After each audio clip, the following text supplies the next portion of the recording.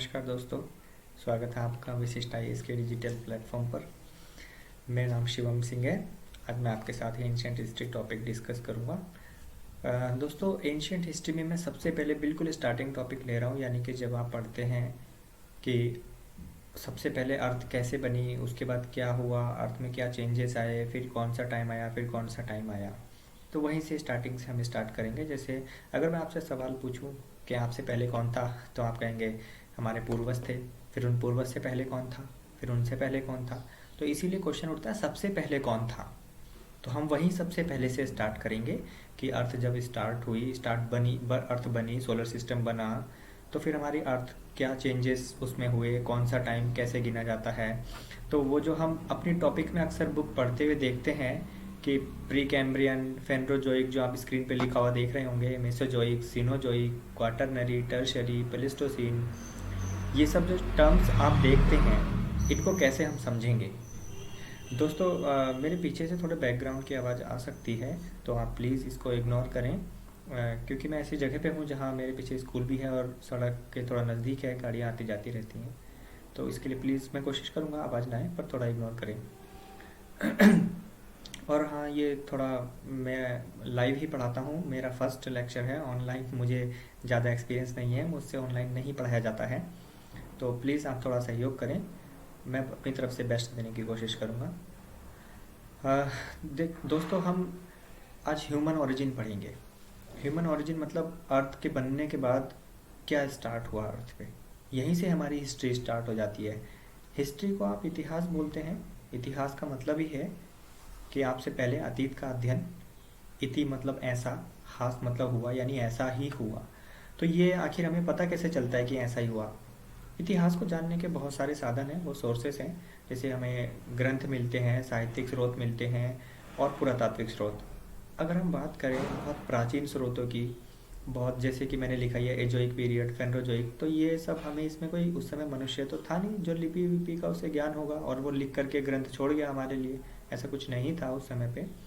तो आज जो हम एएसआई का नाम सुनते हैं, आर्कियोलॉजिकल सर्वे ऑफ इंडिया, ये पुरातत्व विभाग है, ये जगह जगह खुदाई करते हैं।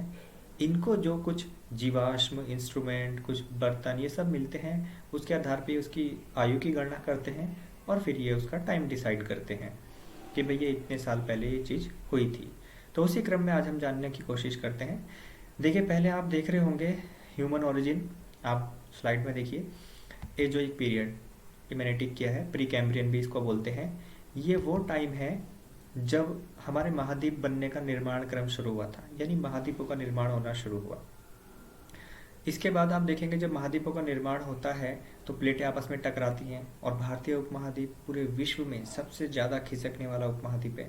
सबसे ज़्यादा तेज गति इसी की है। ये दक्षिण अफ्रीका का हिस्सा हुआ करता था, उसके बाद ये टूट करके उससे उत्तर की ओर गया, 0 डिग्री से ऊपर, 8 डिग्री से लगभग भारत स्टार्ट होता है। तो जब प्लेटें एक दूसरे से टकराती हैं तो कुछ यूं इस तरीके से टकराने के बाद वो ऊपर उठती हैं। तो जब ये ऊपर उठती हैं, इसी क्रम में हिमालयन पर्वत का निर्माण हुआ, ऐसे ही पुराने प्राचीन पर्वतों का और पहाड़ियों का निर्माण हुआ। तो प्री कैम्ब्रियन में आप देखेंगे मैंने 4 कैटेगरी में आर्कियन, धारवाड़, कुडप्पा, विंध्याचल, ये पर्वतों के नाम लिखे हैं। तो ये बहुत प्राचीन पर्वत हैं। ये आपका होमवर्क है, ये आप अपने ज्योग्राफी के टीचर से पूछें। बहुत ज़्यादा मैं इसमें ज्योग्राफी में नहीं घुसूँगा, एंशिएंट हिस्ट्री का ज्योग्राफी से बहुत लेना देना है। तो हमारी कौन कौन सी चट्टानें आर्कियम, कुडप्पा, विंध्याचल की हैं, ये आप ज्योग्राफी में देखिएगा। धारवाड़ चट्टान, जो कि बहुत समृद्धशाली है खनिज के रूप में, भारत में बहुत सारे खनिज इस धारवाड़ की चट्टान से निकाले जाते हैं। आगे आते हैं हम फेनरोजोइक। फेनरोजोइक को अगेन 4 पार्ट में डिवाइड करते हैं, पैलियोजोइक, मीसोजोइक, सीनोजोइक।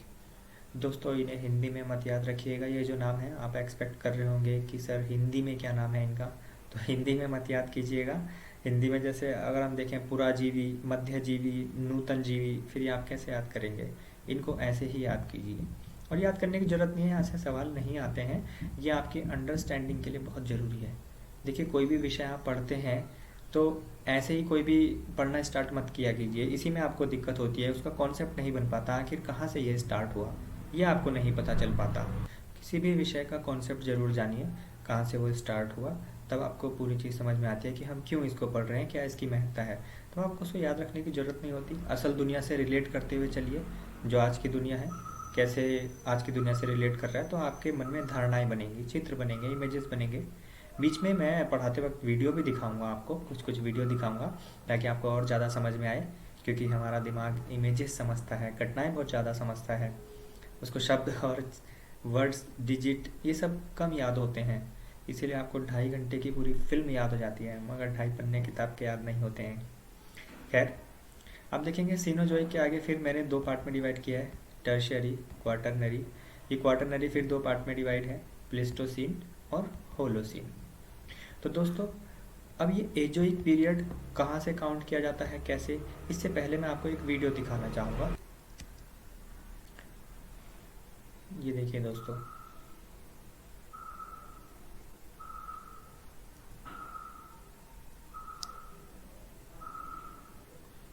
आखिर क्या है इस वीडियो में। इस वीडियो में यह दिखाने की कोशिश की है मैंने कि बिग बैंग थ्योरी सिद्धांत क्या कहता है। ये बिग बैंग का ही थ्योरी का एक छोटा सा वीडियो था जो मैंने आपको दिखाया। बिग बैंग कहती है कि हमारी अर्थ का निर्माण कैसे हुआ। हमारी अर्थ का निर्माण ऐसे हुआ कि जो ये सारे प्लैनेट हैं, जो आज के प्लैनेट बने हुए हैं, वो सब एक साथ पहले जुड़े हुए थे, जिसको हम एक बिंदु, पॉइंट की संज्ञा देते हैं। और उसमें बहुत ज़्यादा एनर्जी बनती गई, बनती गई, बनती गई। अब बहुत ज़्यादा एनर्जी दोस्तों किसी चीज़ में होगी तो वो ब्लास्ट करेगी। जैसे आप गुब्बारे में एक लिमिट से ज़्यादा उसमें ऊर्जा, हवा भर देंगे तो वो भी ब्लास्ट हो जाता है। तो ठीक वैसे ही वो पॉइंट ब्लास्ट हुआ और उससे हमारे सोलर सिस्टम का निर्माण हुआ। यही परिकल्पनाएं हैं, बहुत सारी परिकल्पनाएं हैं, आप ज्योग्राफी में पढ़िएगा। जेम्स जूल की ज्वारीय परिकल्पना है एक। तो जब ये हमारे सोलर सिस्टम का निर्माण हुआ बिग बैंग थ्योरी से, उसके बाद हमारी अर्थ बनी। तो अर्थ में जो टाइम डिसाइड हुआ अब कि सबसे पहले क्या था, हमारी अर्थ एक आग का गोला थी, बहुत ज़्यादा गर्म थी, हीट थी उसमें। फिर वो बहुत ठंडी हुई, वो बर्फ़ का गोला बनी, इतनी ठंडी हो गई, उस पर बर्फ़ ही बर्फ़ जमने लगी। और जब वो बर्फ़ हटी तो उसके बाद स्थलों का निर्माण हुआ और बर्फ़ से पानी जो गया सब एक खड्डे में जाकर के जमा हो गया, जिसे आज हम एक समुद्र की संज्ञा देते हैं। दोस्तों, वो समुद्र कैसे बना, ऐसा कहा जाता है, कहते हैं कि ये जो आधा हिस्सा खाली है समुद्र के रूप में, यहाँ पे पहले ये मून था जो यहाँ से टूट करके अलग हो गया और चांद इसका एक, यानी मून इसका एक नेचुरल सैटेलाइट बन गया जो हमारी पृथ्वी के चक्कर लगाता है, एक प्राकृतिक उपग्रह बना। तो ये एजोइक प्री कैम्ब्रियन पीरियड है।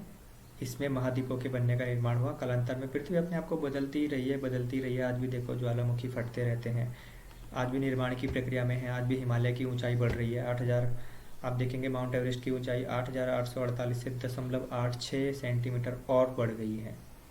तो वो आज भी निर्माण प्रक्रिया में है। जैसे ब्रह्मांड आज भी विस्तारशील है, आप पढ़ते हैं।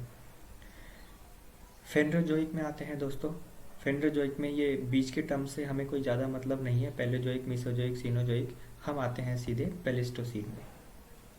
ये पेलिस्टोसीन से हमारा लेना देना है, इस मेन चीज़ पे हम आते हैं दोस्तों। पेलिस्टोसीन आइस एज कही जाती है, यानी जब हमारी पृथ्वी बर्फ़ से ढकी हुई थी, बर्फ़ ही बर्फ़ थी उस पर, बहुत ज़्यादा, मतलब स्थल बहुत कम थे, ना के बराबर, और बर्फ़ बहुत ज़्यादा थी। इस समय पे जब बर्फ़ थी तो यहीं पे मानव का, धीरे धीरे जैसी बर्फ़ खाली होती है, मानव का उद्भव होता है। मानव तो सीधे नहीं बनता, लेकिन पहले जो जीव बनता है उसे हम प्राइमेट बोलते हैं। प्राइमेट यानी स्तनपायी जीव। अब दोस्तों, यहाँ से आपके दिमाग में फिर सवाल उपजता है कि सबसे पहले पृथ्वी पे कौन सा जीव बना, क्या बना, कैसे बना। बहुत ज़्यादा रिसर्चेस इस पे नहीं है भी, तो अभी डेवलपमेंट पूरी तरह नहीं है उन रिसर्चेस का, कोई एक नतीजे पे नहीं पहुँचे हैं, लेकिन फिर भी मैं आपकी धारणा के लिए बताता हूँ। पहले ऐसा कहा गया कि जीवन समुद्र में पनपा, मछली के रूप में, लेकिन बाद में ये थ्योरी पलटी। फिर बोला नहीं, कोई और चीज़ थी, गैसेस मिल करके एक जीव का निर्माण हुआ, फिर उससे समुद्र में जीवन पनपा। अभी जो नई रिसर्च आई है वो कह रही है कि जो मीटेओरॉइड्स गिरे हमारी अर्थ पे, ब्लास्टिंग हुई थी, बहुत सारे पत्थर भी गिरे, तो उनसे यहाँ पे अलग अलग धातु, गैस वगैरह आई। उन गैसेस से जो समुद्र में पानी जो होता है H2O की फॉर्म में होता है, हाइड्रोजन, ऑक्सीजन, फिर और फॉस्फोरस वगैरह अदर गैस, बहुत सारा अलग मिक्सचर उन्होंने बताया, मैं साइंस में नहीं जाऊँगा। तो कुछ गैसेस उनसे मिल करके जो सबसे पहले उत्पत्ति हुई वो शैवाल बने। शैवाल यानी कि काई, जिससे काई के रूप में आप समझ सकते हैं, अगर आपको दिमाग में इमेजेस बनानी हो तो आप समझ सकते हैं कि काई जो आपके घर की दीवारों पर जम जाती है अक्सर बरसात में, ये काई ही शैवाल कही जाती है। तो शैवाल सबसे पहले इनकी उत्पत्ति हुई और उसी से धीरे धीरे मानव का विकास हुआ। शैवाल का एक दूसरी चीज़ में परिवर्तन, उसका तीसरी चीज़ में परिवर्तन, ऐसे करके मानव का विकास हुआ। अभी तक तो यही थ्योरी है, आगे क्या होगी इससे ज़्यादा आपको जानना है तो आप गूगल यूट्यूब कर सकते हैं। खैर, हम अपने टॉपिक पे आते हैं। पेलिस्टोसिन आइस एज मैंने बता दिया। यहीं पे इसी एज में, यहीं पे मतलब इसी टाइम पीरियड पे, पेलिस्टोसिन पे हमें प्राइमेट मिलता है, स्तनपायी जीव। और जो हमें पहला मानव मिलता है, आदि मानव अर्ली मैन जिसको आप बोलते हैं, वो दक्षिण अफ्रीका के जंगलों से हमें मिलता है और उसका नाम हमने दिया होमोनिड्स उसे हमने नाम दिया। फिर जैसे ही ये प्लेस्टोसीन की आइस पूरी तरह पिघलनी शुरू होती है, अर्थ पे बहुत सारे टेरेस्ट्रियल बन जाते हैं, बहुत सारे लैंडफॉर्म बनते हैं, बहुत जगह खाली होती है। तो दोस्तों वो जो टाइम पीरियड कहलाता है होलोसीन कहलाता है, जब बर्फ़ हट जाती है और हिमालय से नदियाँ निकलती हैं। वो नदियाँ क्या करती हैं दोस्तों, देखो कोई भी नदी हो अपने साथ मिट्टी निक्षेप बहा करके लाती है, और जो भी वो निक्षेप लाती है वो पूरा एक जगह ले जा करके डिपॉजिट कर देती है। एग्जाम्पल आप समझ सकते हैं, जैसे वर्तमान में माजुली द्वीप आप समझ सकते हैं, आसाम में वो सबसे बड़ा नदी द्वीप है, नदियों द्वारा लाए गए निक्षेप से बहा करके बना द्वीप है। तो ठीक वैसे ही नदियाँ जो निक्षेप बहा करके लाई उससे बना नॉर्दर्न प्लेन, उत्तरी मैदान, उत्तरी भारत का मैदान, हिमालय से इसीलिए ज़्यादा नदियाँ निकलती हैं। दोस्तों इस प्लेस्टोसीन में ह्यूमन का डेवलपमेंट कैसे हुआ, इसके लिए मैं आपको एक वीडियो दिखाता हूँ, साथ साथ आप देखिए और उसको समझ। ये आप देख रहे होंगे, देखिए ये जो सबसे लास्ट वाला है,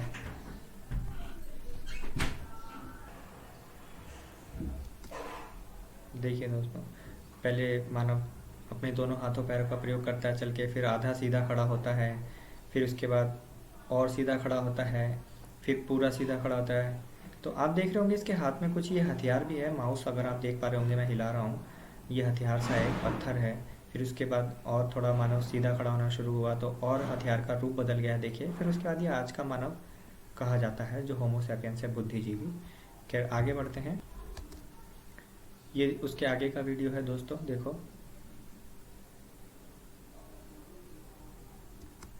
ये देखिए, ये मानव हंटिंग के लिए निकला हुआ है। और जो अभी मैंने आपको पीछे मानव विकास का क्रम दिखाया, उसके बाद मानव ने ये स्वरूप हासिल किया, ये आप आगे पढ़ेंगे। अभी मैंने आपको समझाने के लिए, दिमाग में इमेजेस बनाने के लिए वीडियो दिखाए। जब आप पढ़ेंगे पूरा पाषाण काल, मध्य पाषाण काल और नव पाषाण काल, जब आप पढ़ेंगे तो मनुष्य अपने खाने के लिए पहले कच्चा मांस खाता है, फिर आग की खोज करता है, पका के खाने लगता है। इसी तरह उसके हथियारों में भी परिवर्तन आता है। इसीलिए हम पाषाण काल को 2-3 भागों में डिवाइड करते हैं, पूरा पाषाण काल, मध्य पाषाण काल, नव पाषाण काल, क्योंकि उसके औजारों में परिवर्तन आने लगता है। तो यहाँ पे आप देख रहे होंगे इसके भी हथियार में परिवर्तन आ गया। और कपड़े थोड़ा सा इसने पत्ते, हालांकि ये तो थोड़ा आज की वीडियो है इसलिए इसने कुछ कपड़ा लपेटा हुआ है, लेकिन वो लोग पत्ते वगैरह बांधते थे, ठीक है, अर्ली मैन जैसे आपने देखे होंगे। तो इस तरह का मानव का कुछ पहले जंगली टाइप का स्वरूप होता था। धीरे धीरे मानव ने समूह में रहना स्टार्ट किया और वहाँ से उसका विकास होना शुरू हुआ। खैर मैं आपको स्लाइड में दिखाता हूँ। ये दोस्तों प्लेस्टोसीन का टाइम था जो मैंने अभी आपको दिखाया, इस प्लेस्टोसीन का। प्लेस्टोसीन के बाद होलोसीन में आ जाते हैं। होलोसीन में मैंने आपको बताया बर्फ़ हट चुकी होती है और उत्तरी भारत के मैदानों का निर्माण होता है, नॉर्थर्न प्लेन्स। दोस्तों एजोइक पीरियड जो प्री कैम्ब्रियन काल है, इसको हम प्राग जैविक के नाम से भी जानते हैं। प्राग जैविक का मतलब जब हमें जीवाश्म की जानकारी नहीं मिलती है, यानी कि जो हमारे पुरातत्वविदों ने खुदाई की तो उसमें उन्हें कोई भी जीवाश्म नहीं मिला, यानी इस समय पे कोई जीवाश्म नहीं मिला। फेनरोजोइक में हमें जीवाश्म मिल जाता है, यानी उस समय पे कोई ना कोई चीज़ थी, कोई ना कोई ऐसे जानवर की या मानव की कोई स्तनपायी हो या स्तनपायी ना हो, कोई भी जीव ऐसी उसकी एक सामग्री मिली है खुदाई में, इसीलिए हम इसको फेनरोजोइक बोलते हैं। फेनरोजोइक का मतलब जहाँ हमें जीवाश्म की जानकारी हो जाती है। और प्री कैम्ब्रियन जो पीरियड वो जब हम इसे प्रागजैविक बोलते हैं, जब हमें मनुष्य के जीवाश्म की जानकारी नहीं मिलती है। तो दोस्तों हमने देखा, एक बार रिकैप कर लेते हैं। हमने देखा पहले अर्थ बनी, बिग बैंग थ्योरी उसका सिद्धांत प्रूव करती है। और जब अर्थ बनी तो हमारी अर्थ का एक हिस्सा जो खड्डा था, जिसे समुद्र के नाम से जानते हैं, वो उस खड्डे से एक हिस्सा टूट करके अलग हुआ, तो उसे हम मून कहते हैं। चांद जो कि अर्थ का प्राकृतिक उपग्रह है, नेचुरल सैटेलाइट, आजकल उस पर बहुत खोज के लिए यान लगे हुए हैं। हमारा भी एक चंद्रयान मिशन है, उसके लिए दोबारा से गगनयान और दोबारा से भेजा जाएगा उस पर। चांद पे ग्रेविटी अर्थ के मुकाबले में 1/6 है। ये मैंने एक्स्ट्रा नॉलेज आपको बता दी। यानी कहने का तात्पर्य, अगर आप वहाँ पे एक बार कूदेंगे तो 6 बार अपने आप कूदेंगे। ये वहाँ पे ग्रेविटी का नियम है। और एक और नॉलेज है आपके लिए चांद के हिसाब से। चांद पे ऐसा कह रहे हैं वैज्ञानिक कि जो पानी मिलता है वो ईंधन के रूप में उपयोग हो सकता है, इसलिए भी चांद बहुत महत्वपूर्ण है। तो उसके बाद हमने देखा प्री कैम्ब्रियन काल में ही हमारे महाद्वीपों का निर्माण बनना शुरू होता है। लगभग आज से 450 करोड़ साल से लगभग 250 करोड़ साल तक। थोड़ा हम पीछे की तरफ आते हैं, जब टाइम काउंट करते हैं ना दोस्तों, तो आगे से पीछे की तरफ को आते हैं। तो 400 करोड़ से 250 करोड़ वर्ष तक हमारे ये महाद्वीपों का निर्माण हुआ। उसी क्रम में हमारी ये चट्टानें बनी हैं। फिर उसके बाद जब हमें जीवाश्म मिल जाते हैं, फिर एंड्रोजोइक में हम आते हैं। इसमें Palaeozoic, Mesozoic, Cenozoic time period में बांटते हैं। यानी पैलियोजोइक में कैसा था मानव, मीसोजोइक में क्या चीज़ थी, सीनोजोइक में क्या था। तो सबसे पहले हमें जो आधुनिक मानव मिलता है, आधुनिक मानव नहीं सॉरी, पहला प्राइमेट मिलता है, स्तनपाई जीव जो मिलता है। स्तनपाई आप गूगल पे सर्च करके पूरा पढ़िएगा। तो प्राइमेट, उसे हमने आदि मानव में दक्षिण अफ्रीका के जंगलों से हमें आदि मानव मिला, जिसे हमने होमोनिड्स की संज्ञा दी, होमोनिड्स का नाम दिया, पहला प्राइमेट। और उसके बाद अब हम देख रहे हैं जैसे दक्षिण अफ्रीका के बाद अगर भारतीय उपमहाद्वीप में देखें हमें कहाँ से मिला, तो हम कहेंगे शिवालिक की पहाड़ियों से। रामापिथेकस, रामापिथेकस 80 लाख वर्ष पूर्व शिवालिक की पहाड़ियों पे हमें मिलता है दोस्तों। अब ये शिवालिक कहाँ है, तो आपकी जानकारी के लिए मैं बता दूं, उत्तराखंड में अगर आपने देहरादून देखा हो, देहरादून घाटी शिवालिक में ही आती है। ये आपके समझने के लिए मैंने बताया। तो इस तरह शिवालिक में रामापिथेकस मिला। और इसके बाद आता है ऑस्ट्रेलोपिथेकस। ये आदि मानव हमें मध्य अफ्रीका में मिलता है, और ये सीधा खड़ा होकर चलने वाला पहला मानव था। सीधा खड़ा होकर चलने वाला पहला आदि मानव था ऑस्ट्रेलोपिथेकस, जो कि मध्य अफ्रीका में मिलता है। इसके बाद होमो इरेक्टस, ये हमें जावा से मिलता है। और एशिया का पहला सीधा खड़ा होकर चलने वाला मानव ये कहा जाता है। एशिया का पहला सीधा खड़ा होकर चलने वाला मानव कहा जाता है होमो इरेक्टस। इसके बाद यूरोप में, जर्मनी में हमें मिलता है निएंडरथल। दोस्तों ये मध्यपुरा पाषाण काल में मिलता है निएंडरथल, लेकिन ये मृतकों को अंतिम संस्कार जैसे उन्हें दफनाना, ये सब प्रक्रियाएं शामिल कर चुका था। निएंडरथल के बारे में ऐसा कहा जाता है कि ये अपने मृतकों को दफनाने लग गया था, दफनाता था। और निएंडरथल ही ऐसा मानव कहा जाता है जिसमें बुद्धि वगैरह आ गई थी। इसके बाद सीधे होमो सैपियंस आए, यानी आज के आधुनिक मानव जिसमें आप आते हैं। और आपको तो अब होमो सैपियंस सैपियंस की श्रेणी में गिना जाता है, 2 बार सैपियंस लगाया जाता है, यानी कि आप अधिक बुद्धिजीवी में आ गए, 5G की टेक्नोलॉजी में आप हैं।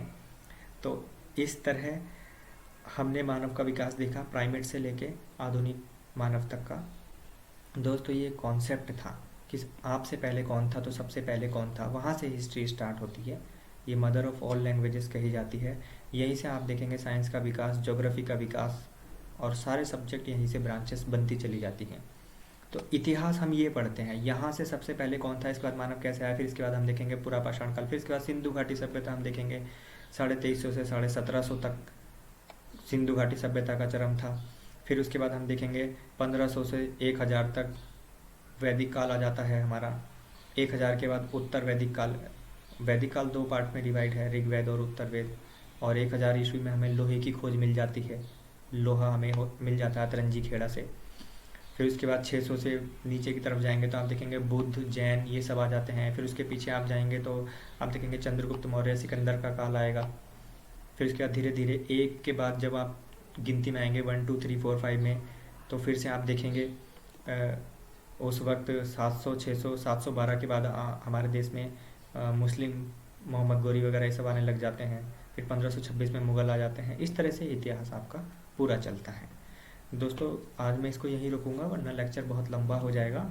ये एक छोटा सा एक प्रयास था मेरा पहला ऑनलाइन, क्योंकि मैंने आज से पहले कभी ऑनलाइन नहीं ऐसा हो पाया है कि मैं ऐसा क्लास वीडियो लेक्चर रिकॉर्ड करूँ। मुझसे बड़ा असंभव सा हो पाता है, नहीं पढ़ा पाता हूँ। लाइव बहुत अच्छा चलता है, लाइव में ही मैं ज़्यादा कंफर्टेबल रहता हूँ। फिर भी मुझसे कहा गया कि एक बार आप ट्राई कीजिए, बच्चों के लिए थोड़ा कुछ उनके काम आएगा। तो दोस्तों आपके सहयोग के बिना तो मैं आगे नहीं बढ़ सकता हूँ। आप प्लीज़ मुझे लाइक और सब्सक्राइब के माध्यम से बताएं कि मेरा प्रयास सही है और आप मुझे सहयोग कर रहे हैं। आपके लिए ये फ़ायदे की चीज़ थी। तो आगे मैं और ऐसे प्रयास करूँगा जो आपके काम आए, क्योंकि आपका यूपीएससी प्रीलिम्स भी नज़दीक है और यूपी पीसीएस भी, और अब तो उत्तराखंड ने भी इस बार डेट दे दी है 2 जुलाई की, और साथ में आप देखेंगे तो एमपी पीसीएस भी है और अदर स्टेट पीसीएस भी साथ में निकालने वाले होंगे। चलिए दोस्तों, आगे और अच्छी अच्छी जानकारी मैं आपके साथ शेयर करूँगा। अगर आप मुझे बताएंगे कि कैसा लगा, कमेंट बॉक्स में कमेंट कीजिएगा। धन्यवाद, थैंक यू। मिलते हैं अगले लेक्चर में।